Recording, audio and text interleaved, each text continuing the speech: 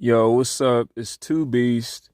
I know it's been a while, but this is a huge fight, and man, I really got to give my thoughts on it because it was really interesting to me that coming out of this fight, the main thing that's on people's minds is, you know, to be blunt, fuck Mike Bell. You screwed over Valentina. Horrible judging call. He should be fired. Da da da da da da da. But I was like, you know what? I'm gonna go straight to the source. So what's in front of you guys watching this right now is the Nevada Athletic Commission's MMA rules. It's a PDF file right off of Google. I had to sift through all the articles talking about Valentina saying that the 10-8 was ridiculous. And, I don't begrudge her or anybody else for initially thinking that. And even myself, I was thinking that, you know what? The 10-8, I don't know. I was on the fence of it. And, full disclosure, like, I'm a huge fan of both of them. I wanted Grasso to win. Full disclosure, mainly because of all the hate and all the doubters that have, been saying what they've had to say in terms of her winning the title and all this, that, and the other. And then it started way back when people were saying she was ducking Valentina and this, that, and the other. So, full disclosure, that's who I was rooting for to win the fight. But I want to get into this rule set, and I'm just going to scroll all the way down here to where we talk about the scoring criteria. So this is judging criteria right here, effective striking, grappling, all that good stuff. But take a look at this right here. So judging shall evaluate mixed martial arts techniques such as effective striking, effective grappling, effective aggression, and effective control. Effective striking and effective grappling are both to be used as primary criteria, with effective aggression and effective control both being used as secondary criteria. All right, so all bouts will be evaluated and scored by 3 judges. The judge shall score each round through the use of the following system, which I think is shit, but whatever. The better contestant of a round receives 10 points and his or her opponent proportionally less. If the round is even, each contestant receives 10 points. No fraction of points may be given. Points for each round must be awarded immediately at the end of the round. This fucking part right here is interesting. So everybody was shitting on Mike Bell. And even myself, I was like, I felt like maybe Alexa Grasso might have dropped that one and got gifted the, 10-8. But then I read this shit. So apparently a 10-9, right, is a round to be scored as a 10-9 in favor of a contestant who wins that round by at least a very small margin. Now, granted, these words can have a variety of different definitions. Very small, you could define that in a lot of different ways. Let's say very small is like if both fighters land a total of 50 strikes and one fighter lands 27 and the other lands 23. Okay, that's a 10-9, right? Small margin. A round is to be scored as 10-8 in favor of a contestant who wins that round by at least a very large margin, but who does not totally dominate the opponent. Let me read that one more time. A round is to be scored as 10-8 in favor of a contestant who wins that round by at least a very large margin, but who does not totally dominate the opponent. That's interesting, right? So I haven't watched the fight back yet, but I watched one person's review of it who always looks at the significant strikes for the statistics and everything when they give their review, when, fights like this occur where there's like a controversial decision, right?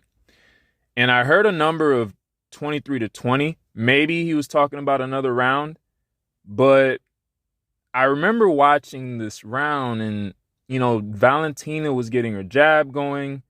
Alexa wasn't able to get out of the way of it so well. But I don't remember Valentina dominating the stand-up. I don't remember that in this round. I know she was winning it. I'm pretty sure she was winning it. Not necessarily dominantly, but clearly, where you don't scratch your head and go, I don't know who's winning that striking. I feel like she was clearly winning it, but it wasn't like dominant. Like she wasn't like pitching a complete shutout. You feel me? So up until about, I want to say a minute 30 left is when we get that situation where a striking exchange occurs and they're caught in this position where Valentina kind of has a headlock on her. Grasso slips out, gets on the back, and proceeds to lay in ground and pound, throw in a couple of rear naked choke attempts, which were almost to the point exactly where it was in their first fight, where it was like right at the bottom of the chin, but not underneath. And then that coupled with the ground and pound, this position they were in for like about a minute and a half or so, minute 15 or so, right? Now, obviously it's an opinion, but when you look at 3 minutes and 30 seconds of a, clear winner, but not dominant winner of a round for the first 3 minutes and 30 seconds. And then the last minute and 30 seconds, very clear, very dominant, and also close to stopping on multiple occasions. Because there was like a couple of occasions where she was landing ground and pound and Valentina was just covering up and not moving. You feel what I'm saying? So there were close opportunities where there was stoppage, and also that was a very dominant, an extremely dominant minute 30 seconds versus 3.5 minute, 3 minutes 45 seconds of competitive but clear winning. You feel what I'm saying? So it clearly says that you win by a large margin, but you don't totally dominate the opponent. So she didn't totally dominate her, obviously, because of the first 3 minutes and 30 seconds. But the margin had to have been very great considering a minute 30 of ground and pound and submission attempt after submission attempt, and the round, ends there or whatever. So, and then the last one, obviously, a round is scored 10-7 in favor of contestant who totally dominates the opponent throughout that round with a possible stoppage at one or more moments during the round.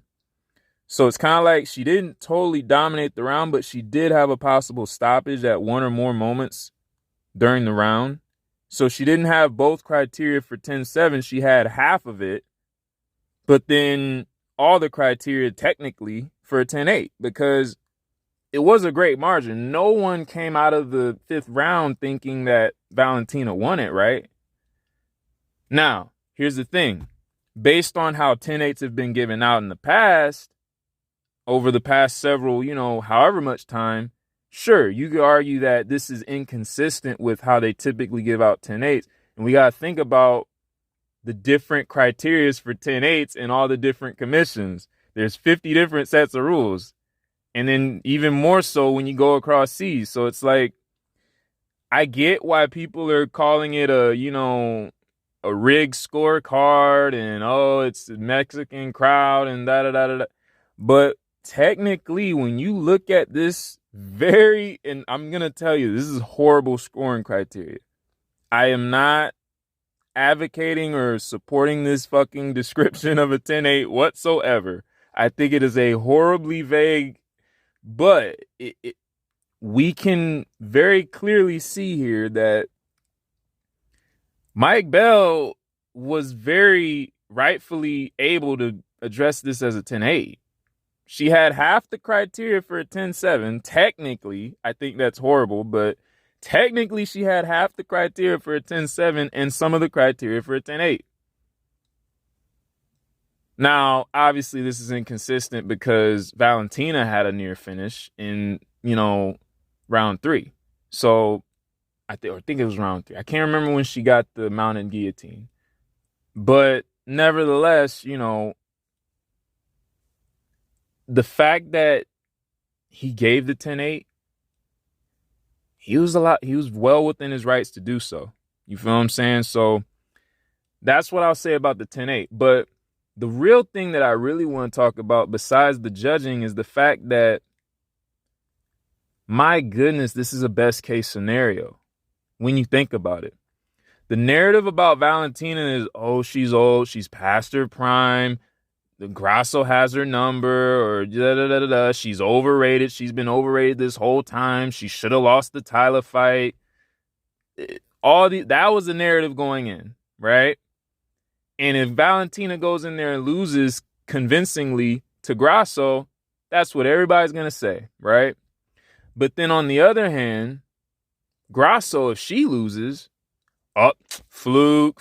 She's just like Matt Serra. She's just like Pena. She's just like, it was a fluke. She did, you're going to hear the F word, not the normal F word, but that F word thrown about, and it already is thrown out. So like, I can only imagine the amount of fluke, the amount of F words that would have been thrown out if Grasso would have lost convincingly, or God forbid get stopped. Oh my goodness.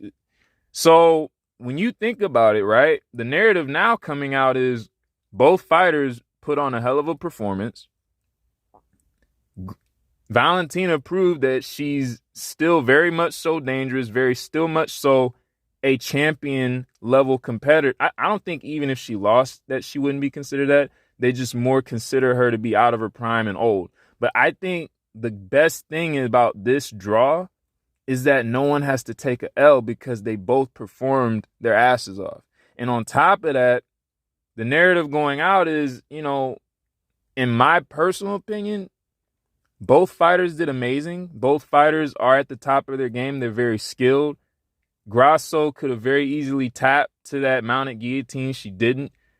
And when you think about it, yeah, the rounds might have been won by Valentina 3-2, but the near finishes, I think it's 2-1 Grasso.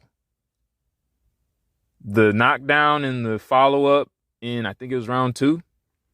And then round 5, the near rear naked choke and ground and pound. So, and then I think she had like a heel hook at the end of round 3 or 4 as well.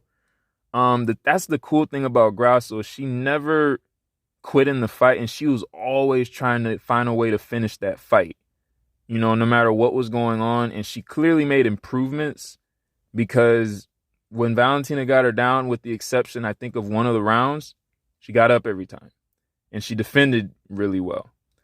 And that's what people got to realize. Like, before this and the Tyler fight, Valentina was regarded as someone who could not be beaten. People just thought she was fucking invincible. So imagine how hard it is to go into 2 title fights with this chick, let alone just one, but 2 title fights with this chick and walk away with a belt. I mean, just think about how hard it is to do that once, let alone twice. I think instead of bashing the judging, we should really give a hell of a lot of credit to Grasso and Shevchenko, because she fought through apparently a first round goddamn injury. So, I mean, and won the fight in people's eyes. So I think this is best case scenario, dude.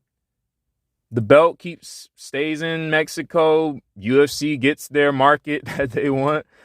You know what I'm saying? Like, I honestly just feel like this was fucking amazing, bro. The way it played out. Both fighters showcased their heart and their skill and their desire to win. It was a fun fight with several very amazing moments. And then on top of that, 2 of most people's favorite women's fighters did not have to take a L tonight. And Mexico gets that feel-good moment of Grasso getting to walk away with the belt. So that's my take on it. Also, in other news, Tracy Cortez did phenomenal. That was an amazing performance. So just got to give a quick shout out to her. And Loopy, I saw that coming, but yeah, Tracy did something that she never did in UFC up until this point, which was win a fight 100% with her hands. So I think that was the most impressive thing. Like, I knew coming into this fight that Grasso and Shevchenko was going to be a war, but I didn't go into the Tracy Cortez Jasudavicius fight thinking, Tracy was going to look exceptionally improved on a freaking 1.5 year layoff with injuries in between, with personal issues in between, finding out a close relative died the day before. I definitely did not see that coming. So shout out to Tracy Cortez. But yeah, anyone shitting on the event, I would say look at the rules. You feel what I'm saying? And lay off of Mike Bell and just appreciate that two of the best female fighters in the world got to have a great showcase, and none of them have to take a L. Mexico gets their feel-good moment. I'm fucking happy. It's two beasts.